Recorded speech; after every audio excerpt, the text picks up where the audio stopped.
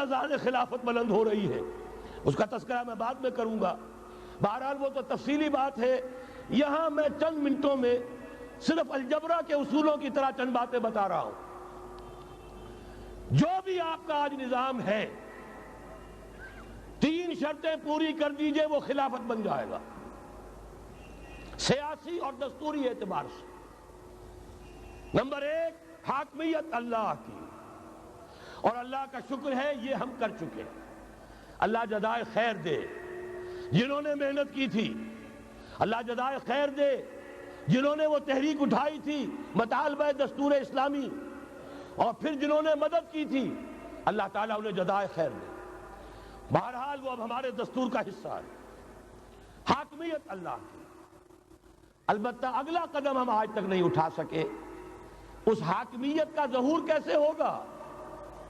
آپ کے دستور میں یہ طے کر دیا جائے کتاب و سنت ہر شے سے بالا تر ہے، دستور سے بھی بالا، عدالتی قوانین سے بالا، پارلیمنٹ سے بالا، سینٹ سے بالا، صدر سے بالا، سپریم کورٹ سے بالا، ہائی کورٹ سے بالا، ہر شے سے بالا کتاب و سنت۔ جب تک یہ نہیں ہوتا، قرارداد مقاصد کی حیثیت ایسی ہے کہ جیسے آپ سینما ہال کے اوپر آگے جو ہے قرآن مجید کا کوئی کتبہ لگا دے، اس کے سوا کچھ نہیں۔ یہ بھی غنیمت ہے کہ قرارداد مقاصد پاس ہوئی، اصل شرط یہ ہے کہ حکومت میں نہیں اتری، اسلام کے نام پر اقتدار میں آئے، اسلام کے نام پر ISI نے IJI بنوائی، اسلام کے نام پر انہیں ووٹ ملے، 2/3 کی اکثریت ملی، اس کے باوجود شریعت کی بالادستی کا ایکٹ، شریعت کی بالادستی کی دستور کے اندر ترمیم پاس نہیں کرائی گئی۔ معلوم ہوا اوپر زبردست کا ٹھینگا ہے، امریکہ کے سب پرستار ہیں، سب ڈرتے ہیں، سب کے لیے سب کو نظر آتا ہے بالآخر جو ہے اسی کے پاس جانا ہوگا، چاہے وہ نواز شریف ہو اور چاہے وہ بے نظیر ہو۔ ایک کھلم کھلا ہے، اور اب تو میں کہتا ہوں نواز شریف بھی کھلم کھلا ہے۔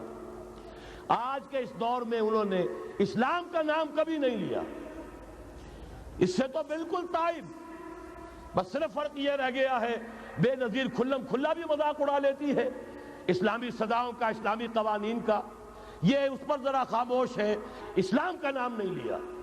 یہ بات جان لیجئے، یہ اس کے بغیر، قربانی کے بغیر اصل یہی منزل ہے، اصل کٹھن یہی ہے۔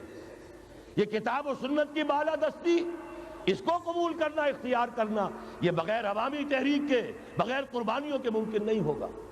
بہرحال دوسری بات یہ، اور تیسری بات، کسی غیر مسلم کو نظام خلافت میں قانون سازی میں شریک نہیں کیا جا سکتا۔ جس قانون کی بنیاد کتاب و سنت، جو نہ کتاب کو مانے نہ سنت کو مانے، اس کا اس ملک کی قانون ساز اسمبلی میں جانے کا مطلب کیا ہے؟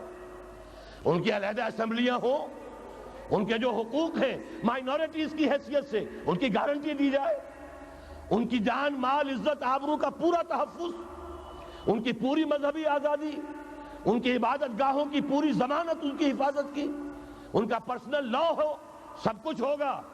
قانون سازی میں غیر مسلم شریک نہیں ہو سکتا، نظام خلافت کی اعلیٰ ترین سطح کی پالیسی بنانے میں غیر مسلم شریک نہیں ہو سکتا۔ یہ معاملات ہمیں، یہ کڑوی گولیاں ہیں، لیکن صرف 3 ہضم کر لیجئے، یہ نظام خلافت کا نظام بن جائے گا۔ البتہ چوتھی بات اور عرض کر دوں، وہ کہتا ہوں بہتر ہے کہ اس پارلیمانی نظام کی لعنت جو انگریزوں کے وراثت کے طور پر ہمیں ملی ہے، اسے چھوڑ کر صدارتی نظام اختیار کیا جائے۔ وہ صدارتی نظام جو نظام خلافت سے قریب تر ہے، انہوں نے ہم سے لیا ہے۔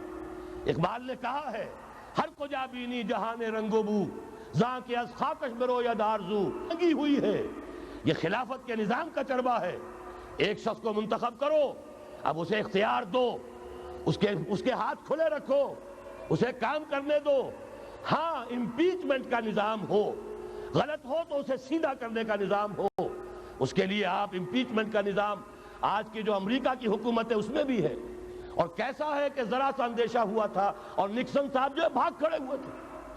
تو میرے نزدیک صدارتی نظام اور چھوٹے صوبے یہ بڑے بڑے صوبوں کی ضرورت نہیں ہے، چھوٹے صوبے ہوں، لوگوں کو سہولتیں ہوں، ہر علاقے کے لوگوں کو معلوم ہو کہ ہمارے معاملات ہمارے اپنے ہاتھ میں ہیں، ان کے اندر کوئی احساس جو ہے محرومی کا پیدا نہ ہونے پائے۔ اس لیے کہ وہی چیز ہے جو سیاہی گھول دیتی ہے۔ کون سیاہی گھول رہا ہے؟ وقت کے بہتے دریا میں سیاہیاں جو سندھ میں گھل رہی ہیں، بلوچستان میں گھل رہی ہیں، سرائکی کے علاقے میں گھل رہی ہیں، ان سب کا علاج ہے چھوٹے صوبے بناؤ۔ لیکن یہ چیزیں خلافت کی شرائط میں سے نہیں ہیں۔ بہتر بات ہے، دنیاوی اعتبار سے بہتر بات ہے، انتظامی اعتبار سے بہتر بات ہے۔ باقی اصل شرائط تین: اللہ کی حاکمیت کا اقرار جو قرارداد مقاصد میں بالفعل ہے، کتاب و سنت کی ٹوٹل بالادستی، سپریم کورٹ کو اختیار دیجئے وہاں جا کر کوئی بھی شہری پاکستان کا کوئی بھی عالم دین اگر ثابت کر دے فلاں قانون، فلاں ہدایت، فلاں انسٹرکشن، فلاں کوئی حکم جو دیا گیا ہے کتاب و سنت کے منافی ہے، فوراً کل عدم ہوگا۔ اور تیسری بات، غیر مسلم پروٹیکٹڈ مائنورٹی ہوں گے، ان کی جان مال عزت آبرو کی حفاظت ہوگی، لیکن یہ کہ وہ برابر کے قانون سازی کے حق میں شریک نہیں ہو سکتے، اس لیے کہ یہاں کتاب و سنت منبع ہے قانون کا جس کو وہ تسلیم نہیں کرتے۔